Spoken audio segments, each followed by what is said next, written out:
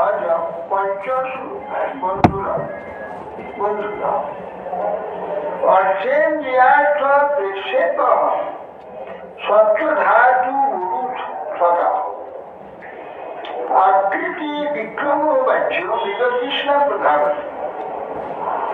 একাদশেন্দ্রিয়ার্থমু পঞ্চসুনা বিনোদকে সংবৎসরশ্চন্দ্র বিভ কাল যেন উপলক্ষিত। বলছেন যে পূর্বে যে রথের কথা বলেছিলাম, রথ পুরঞ্জন জীব যে রথে চড়ে পাঞ্চাল প্রদেশে যায়, সেই রথ দেহই ইন্দ্রিয় বড় রস্য, এই চক্ষু কর্ণ রাশি ইন্দ্র টেনে নিয়ে যায়। ইন্দ্রিয় আমাদের এই দেহরু থেকে এগিয়ে নিয়ে যায়। সম্পর্কের গতি অপ্রতিহত, বাস্তবে গতি নাই, এক জায়গায় আছে।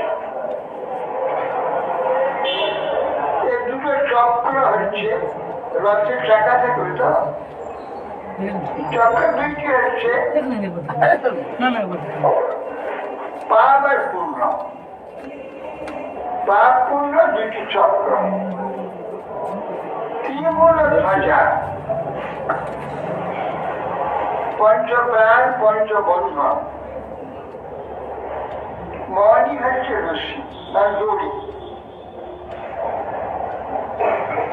সারথিকে রথে বুদ্ধি, আর হৃদয়ই হচ্ছে রথি বসবার জায়গা।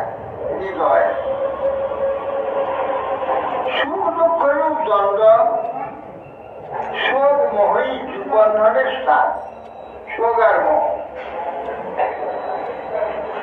পঞ্চেন্দ্রিয় শব্দাদি বিষয়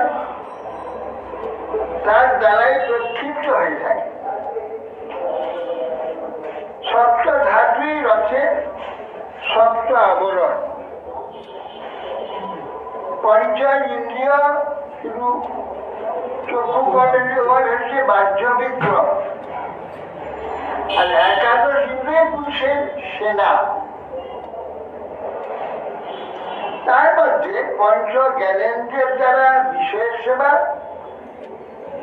জীব করে, সেই জীবই হচ্ছে রথে আগুন হয়, রথে চড়ে। মৃগ তৃষ্ণা প্রদেশে, যে মৃগ এক যায়, অর্থাৎ মিথ্যাভূত বিষয়গুলি ধাবিত হয়। মৃগ তৃষ্ণা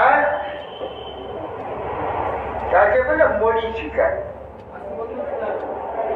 মরুভূমিতে মরীচিকা জল দেখা যায়, জলের ঢেউ চলছে, সে মরীচিকা, তাকে মরীচিকা বলে। সেটা বাস্তবে মিথ্যা। মিথ্যাটা ঠিক সত্যের মতো দেখতে লাগে, মরীচিকা। ঠিক দেখা যায় ছায়া পড়ছে।